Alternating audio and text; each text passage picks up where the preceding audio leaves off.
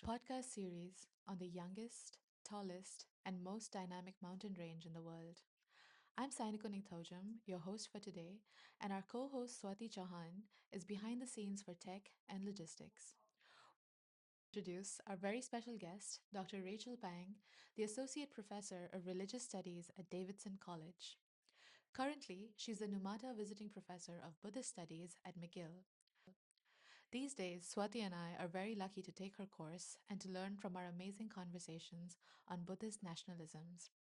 Her research focuses on Tibetan religions, but more specifically, her work engages with sectarian movements in 19th century Eastern Tibet, Buddhist life writing, Tibetan song and poetry, animal ethics, Buddhist nationalism, and the collected works of Shabkar Tsokdruk Rangdrol. She has translated several of Shabkar's poems that appear in anthologies of Tibetan Buddhist poetry and at Lotsawa House. Currently, Dr. Pang serves on the Buddhist Critical Constructive Reflection Unit and Women in Religion Steering Committees at the American Academy of Religion. At Davidson, Dr. Pang teaches courses on East Asian religions, Tibetan Buddhism, Chinese religions, Buddhism in America, and Buddhist nationalism. Welcome to our podcast and thank you for joining us, Dr. Pang. Thank you. I'm delighted to be here. Thank you, and congratulations on your most recent book, Singer of the Land of Snows, Shabkar, Buddhism, and Tibetan National Identity with University of Virginia Press. This was in 2024, and I had the wonderful opportunity to read the book in preparation for our podcast today. So, and I learned so much. Thank you. I was also curious, maybe to start us off, you could talk about what led you to this work.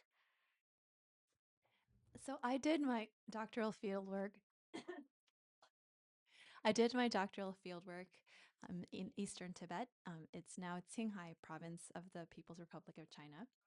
And especially in the Rapgong Valley, they talk about this 19th century poet saint who went around singing Mm. everywhere songs of spiritual realization, which are supposed to articulate the enlightened experience. And so I've just found this author fascinating. Mhm. And why 150 years later they're still talking about him. So that's how I initially came across. Yeah, no, that's amazing. I mean, what you're also talking about is the resonance of something that was back in the 19th century, even in the contemporary moment as well. Maybe you could, for our listeners who might be unfamiliar, could you introduce Shabkar for our listeners? How did he get this, this epithet, the singer of the land of snows? So Shabkar, his name is Shab means foot or feet, and Gar means Garbo actually means white. Mm. So he gave himself this name. Um, it's supposed to describe the way in which he spreads virtue all the way across the Tibetan plateau. But the name Singer of the Land of Snows is actually less well known, but it's very important in his autobiography. And this name was given to him by the resident deity of Amnye Machen. So this is a very important holy mountain in the Amdo province. And so he was given this epithet and he continued to use it throughout his life. Mm. Sorry, you mentioned given. Who gave this name and how did that process come about? Yes. So the person who gave the name was a deity, Hmm. Manchen Pomra, Yeah. who's the resident deity of the mountain Amne Machen. So that it's a very important mountain. There's kind of very important holy mountains all across Tibet, and Hmm. its importance actually dates way back until the imperial period. Hmm. So he's drawing from collective memories of Tibet's imperial period when he tells the story of how this deity gave him the name. Okay, so this is like a longer history that he's also tapping into in terms of this collective imagination, Yes, I guess. exactly. Yeah.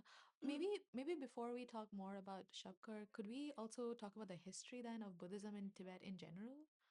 Yes. Yeah. So Buddhism, it was a foreign import in Tibet. I Yeah. hate to use capitalistic terms Yeah. here, but originally Tibet did have its own indigenous religion, which is called Bön.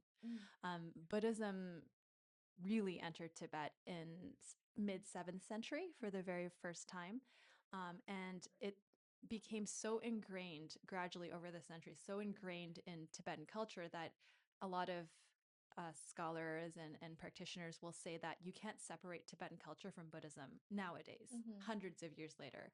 But it really became deeply intertwined with Tibetan culture. Okay, no, that's fascinating. No, you're right. I think in popular imagination, both of them are conflated together, like Buddhism and Tibetan identity. So how would you say like Buddhism has shaped the sacred geography, this idea of Tibet in general? Oh, deeply, Yeah, very, yeah. very deeply. So if you have the chance to go to the Tibetan Plateau, you'll notice that across landscapes, people will etch holy mantras into the rocks. For example, the mantra Om Mani Padme Hum, Mm-hmm. which is the mantra of Chenrezig or Avalokiteshvara, Mm-hmm. is etched many places all across Tibet. So physically, the landscape is very Buddhist in that way, Mm-hmm. and it's the entire landscape, especially before modernity, com- it was just completely filled with um, like monasteries and stupas and kind of religious institutions were kind of a really important part of the landscape, Mm-hmm. pilgrimage sites and so forth. Mm-hmm. So you mentioned etching of these chants, of these hymns, and this phrase is something very, I think it's very popular everywhere we've gone. Could you tell us a little bit more about the significance of the chant? But also you mentioned the Avlo, Yes. the Bodhisattva, right? Like the Avalokiteshvara. Yes. Could you tell us a little bit more about that symbology? Sure. So I guess starting with the kind of the etching of the mantras on Mm-hmm. the landscape and so forth, a lot of these landscapes are thought to bring blessing power. Mm, So when people go on pilgrimages, you go on it to receive blessing or chinlap. mm, And so these landscapes are not. I think oftentimes we're in Canada right now. yeah.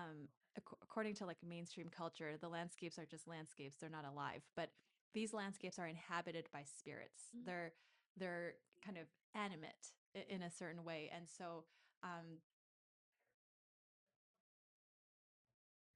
so that's a really important point to keep in mind for Tibetan Buddhist landscapes. The landscape is alive, mm-hmm. basically. And then, so with regards to Avalokiteshvara, he's very important for the Tibetan national imagination Mm-hmm. because way back there is a myth or a legend that, in fact, as an incarnation as a monkey, he became the Mm-hmm. father of the Tibetan people after he mated with a rock ogress. Oh, wait, that's fascinating. That goes a little bit even into question of like Genesis, like how does one trace the birth of a community? Yeah, and so would you say that it's like it's a divine as well as like a human, but a non-human relation? Exactly. Yeah. Okay. So a lot of peoples will have kind of divine or semi divine origins Mm-hmm. to their people. And this is the case with the Tibetan people as well. Yeah, Yeah. They yeah. had six kids. And then Oh, so all of the different kids became different important clans in on. and I'm curious because this word changes everywhere. In the Tibetan context, how would we describe pre-modern and modern? So kind of in the general popular imagination, there a lot of people think that Tibet was kind of catapulted into modernity in 1959, which is actually not the case. So we have evidence in the 18th century of Tibetan officials and monks having um, access to being able to access Western science. So the roots of it are actually very old within Mm-hmm. Tibet, and even later on, when you move to late 19th, early 20th centuries, we have figures like the 13th Dalai Lama, later on in the early 20th century, was actually trying to modernize Tibet in different ways. And so it's kind of tricky Mm-hmm. to just have like a cutoff point. At a certain point, modernity begins. It's actually a process. Yeah, yeah, no, absolutely. It is a long, winding process with its own contestations as well. I was also curious because you were talking about the process of modernizing, and maybe we could talk a little bit about the role of myth and religion in this modernizing process because they're like you mentioned, it's very intertwined, entangled. Yeah, but how would that characterize modernity? So this is actually kind of why I got interested in this project because for a long time, a lot of us scholar people, we thought that 19th century there wasn't anything interesting going on about um, imagining collective identity and so forth on the Tibetan plateau and Tibetan literature. A lot of people will trace that back to like maybe 12th century, 11th century, the kind of proto nationalism that George Dreyfus talks about. Mhm. But in this case, what we notice is that there is an author, Shavkar, Mhm. who is actually doing something very interesting in terms of he's not dealing with Western modernity, but he's kind of thinking about uh, Buddhism, Tibetans, and the word he uses for Tibetan is Pemi, right? So he's thinking about Tibetans and Buddhism and its relationship kind of on the cusp of Tibetan modernity. And I find that fascinating. Yeah. Actually, that's an interesting point and segues into more specifically how does he imagine the land? Because, like you mentioned, like there are specific terms that would maybe gesture towards territory, that would gesture towards like cultural identity. Like, how does Shapkar sort of imagine this identity? So territory is a really important part of it. Hmm. He traveled a lot, and in his autobiography, he documents all the places he went. And so I think that forms a very important map of the territory. But connected to that territory is the myth of Avalokiteshvara, Hmm. the bodhisattva of compassion. And what Shabkar does is that he revives these myths from the Renaissance period, from 11th, 12th century, and he kind of reinvigorates them in a way where, for instance, he has a vision. He Hmm. has a vision of Avalokiteshvara who appears to him and gives him instructions on how the Tibetan people should behave. And the instructions are very Buddhist. It's Hmm. like you should recite the mantra of Om Mani Padme Hum. You should do these things. You should do these Buddhist practices. And so, to answer your question, the relationship between territory, Buddhism, and Tibetan, I don't know if you want to call it identity or culture, is intertwined in at least Shapkar's articulation of it. Hmm. I'm curious, like, what did you mean by the Renaissance? Like, how is he deriving from Renaissance aesthetics? Is that what?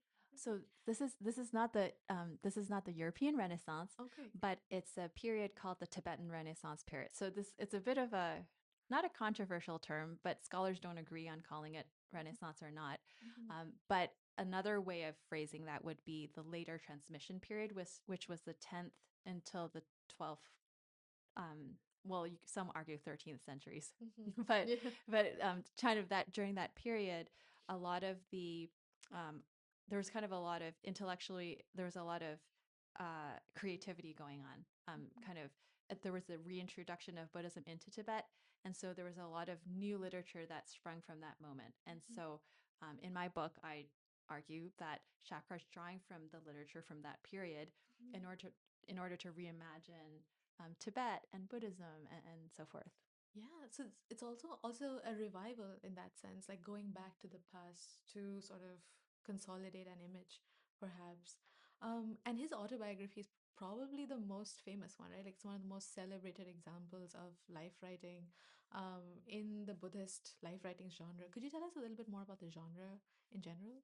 Yes, yes. Yeah. So his autobiography, it's what I wrote my dissertation on. Mhm. His autobiography is part of a genre called Namtar. Mhm. And Namtar is basically, it's a story about the liberation or the spiritual liberation of a spiritual master. And traditionally, these works are read in order to inspire faith in their disciples.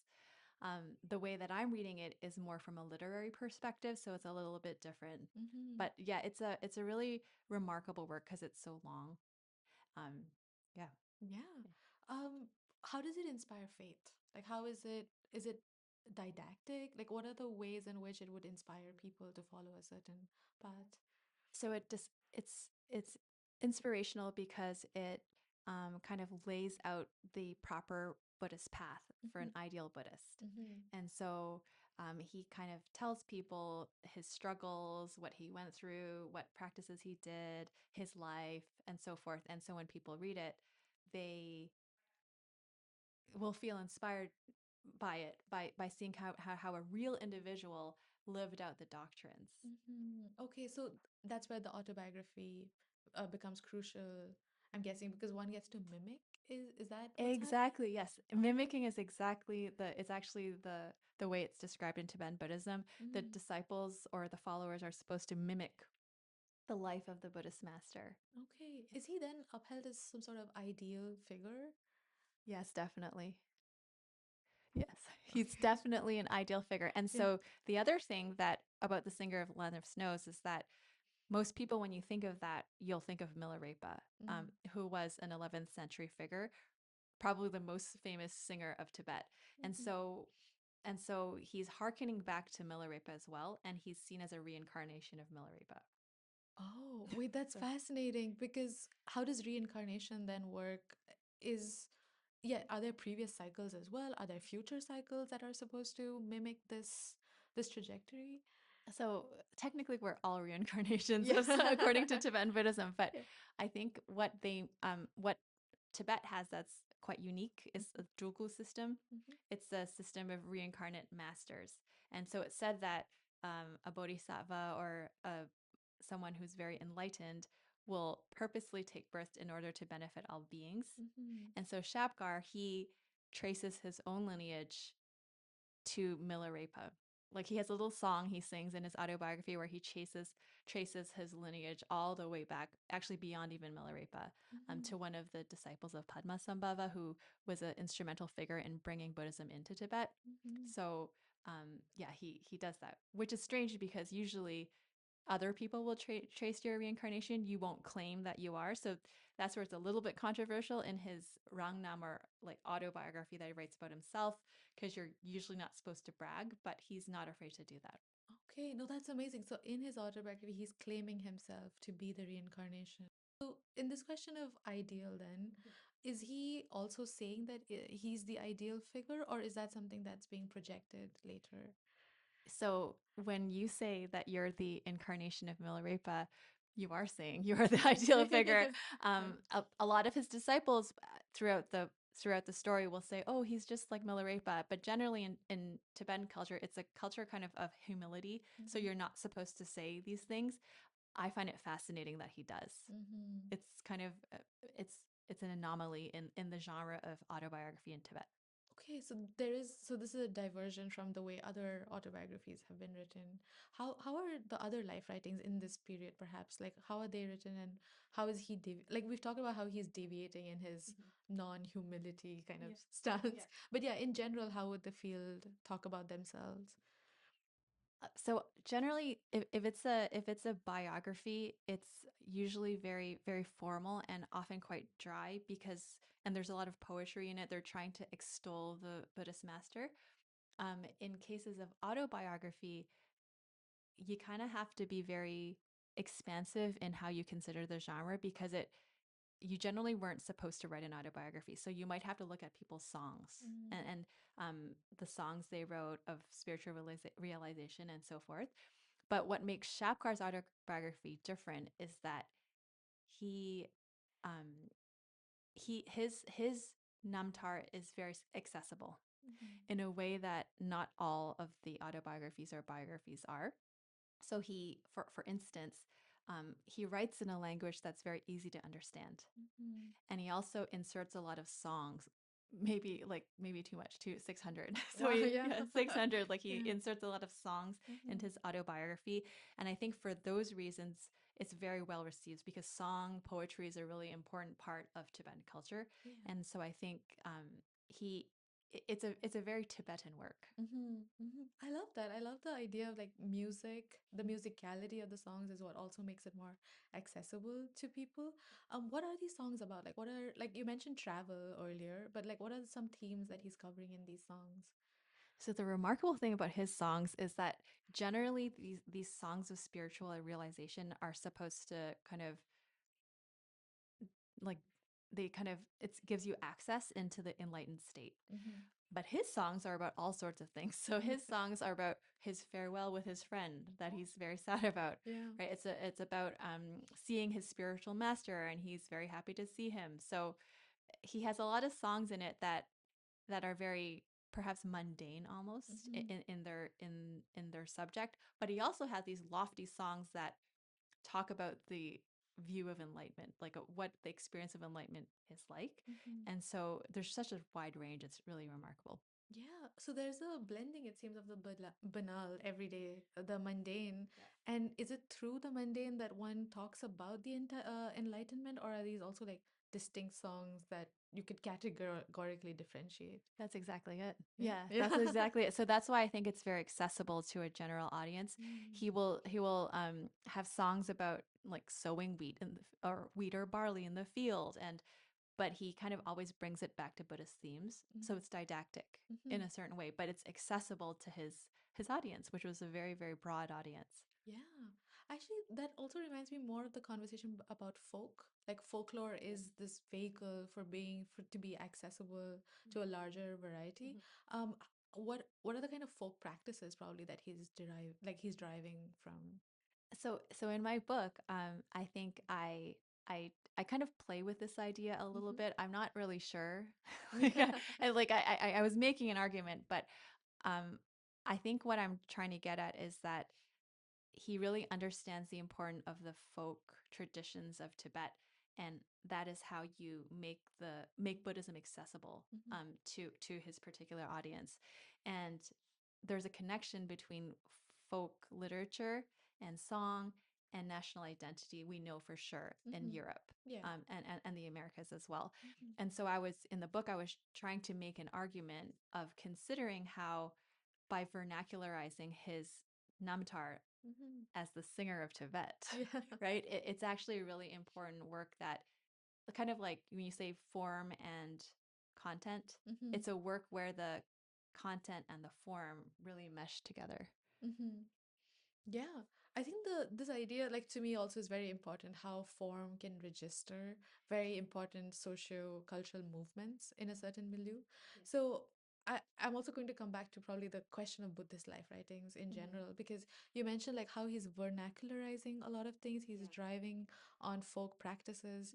Um, is he singing them along? Like, is he walking, or are we getting access to them through his autobiography? Like, what's the medium of receiving these songs?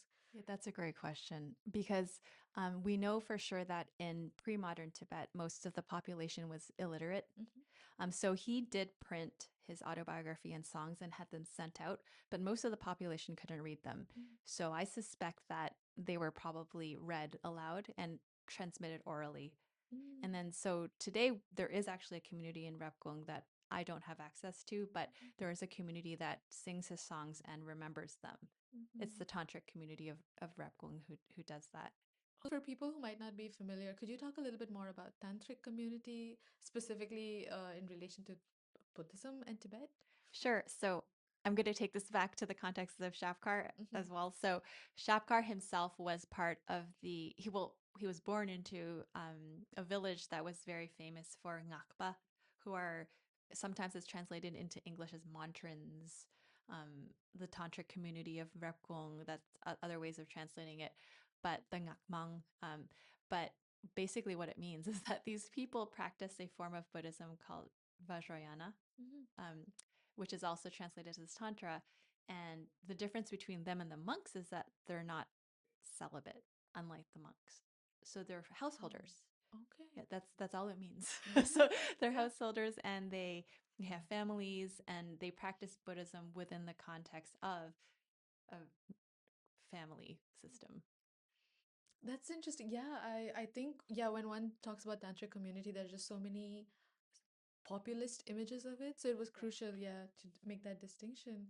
Um, can we talk a little bit more because I think the book goes into his ideas of animal ethics apart from the songs, and his diet. Like, could we talk a little bit more about how Shabkar's diet and that notion of ethics, how does that translate into popular idealism of what one should mimic?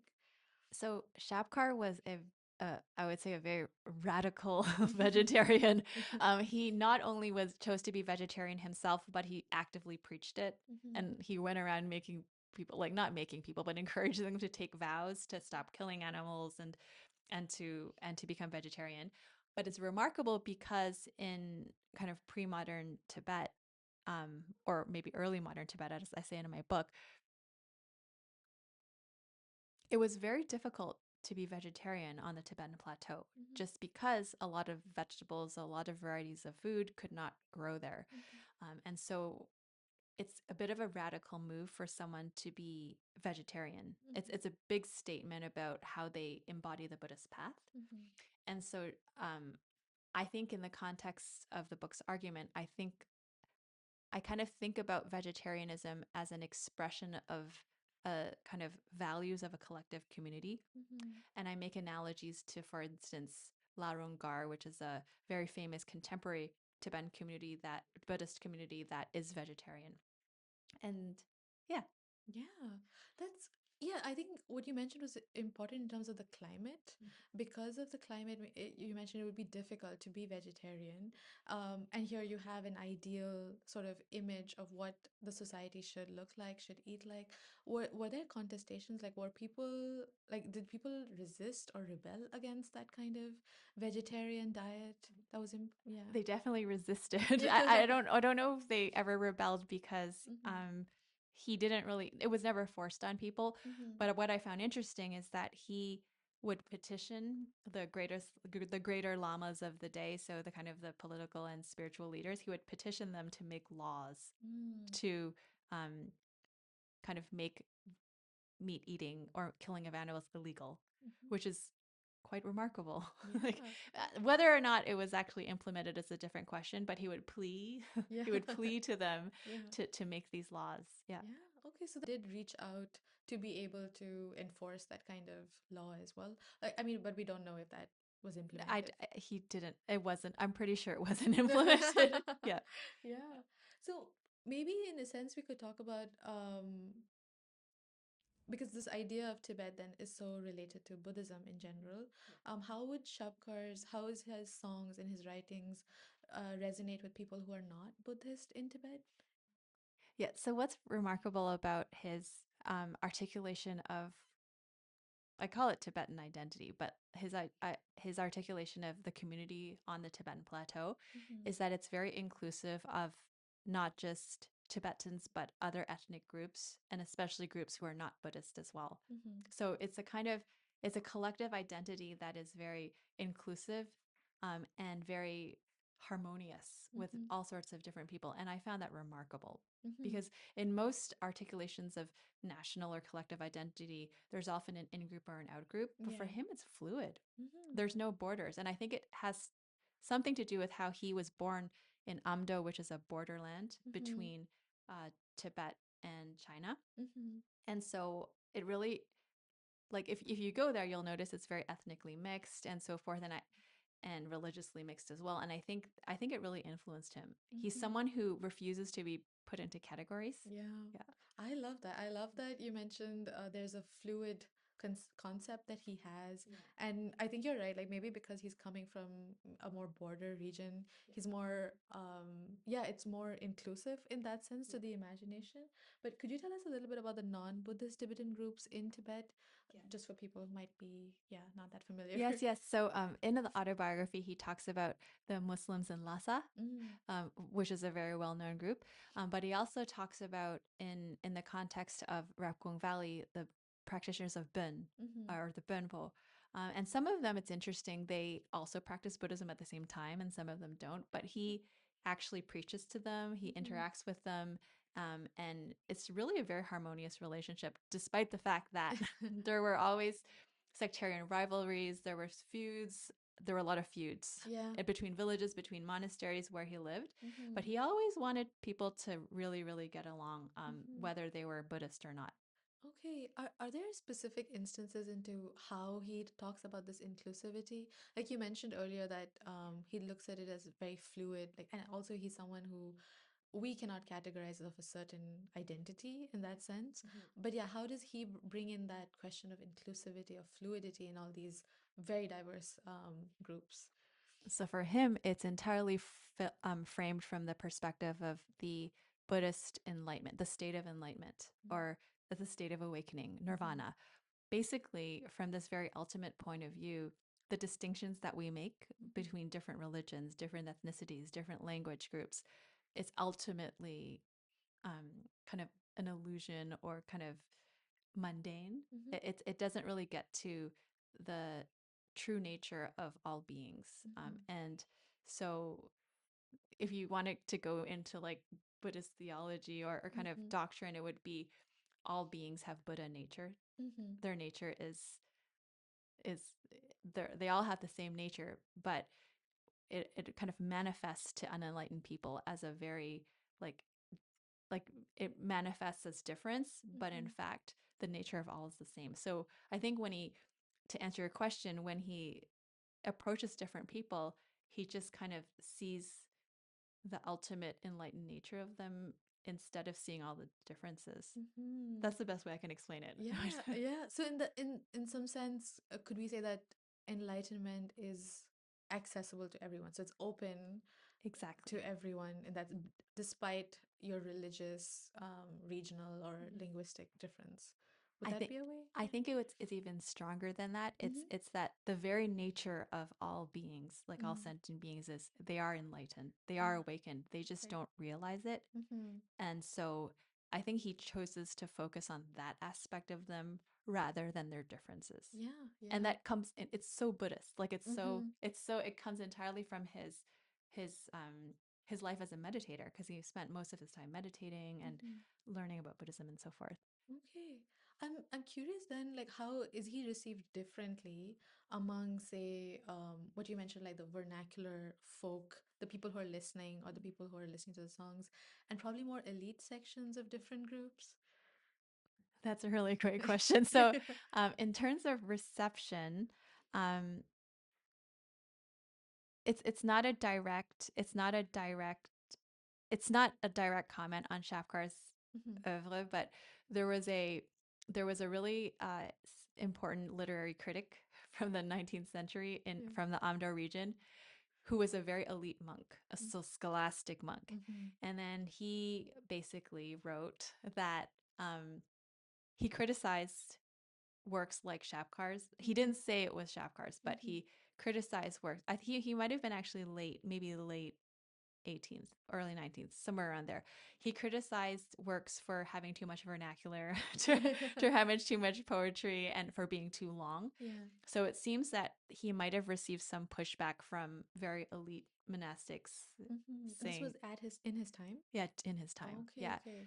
writing a kind of like a ridiculous book that it's not very erudite, right? Yeah. But he didn't care. Like No. he didn't care at all. He constantly says that I'm not educated. I'm not a scholastic monk, but I kind of sing from my heart. Yeah, yeah. I guess if you had to recommend or suggest people to familiarize themselves with Shabkar songs, do you have favorites that, this is where you want to start with? This is how you would, yeah, draw in the crowds. So I would recommend there's a his autobiography, the first volume, Mm-hmm. is translated by Mathieu Ricard, Mm-hmm. um, a very, very famous translator, and his translation team. So I would recommend starting with his autobiography or Namtar, which has a lot of the poems inside. Mm-hmm. But aside from that, Victoria Sujata has translated some of his poems. Mathieu Ricard has as well. I have as well, Mm-hmm. just a few. It hasn't been very, very much. And so, by the way, there's like, I think 1,200 poems or something. Oh no. We've Yeah. we've translated maybe like Yeah. less than 100. It's a Mm-hmm. huge, huge volume. So you could just start there. I think Yeah. especially Mathieu Ricard's translation of his Namtar is a great place to start. Okay, It's perfect. a great thank you so much. Mhm. It was really lovely to talk to you today. Thank you, thank you. And yes, I just wanted to mention again that your classes have been so delightful. And I think to be able to extend that conversation today in the podcast, thank you so much for your time. Great, thank you. Thank you.